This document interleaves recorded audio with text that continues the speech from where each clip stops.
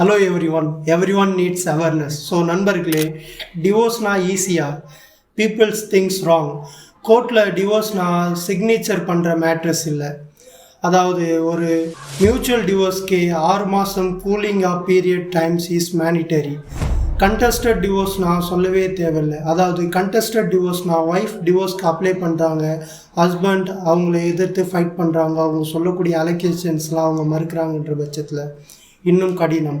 அதாவது stages, proofs, witness, counselling, mediation, court dates, இந்த மாதிரியான ஸ்டேஜஸ்லாம் நீங்கள் கடந்து வர வேண்டியது இருக்கும். அதாவது இன்றைக்கி அடிச்சுக்கிட்டோம் நெக்ஸ்ட் மந்த்தே டிவோர்ஸ் கிடச்சிடுன்ற மாதிரிலாம் எதுவும் கிடையாது. அதெல்லாம் தவறான புரிதல்.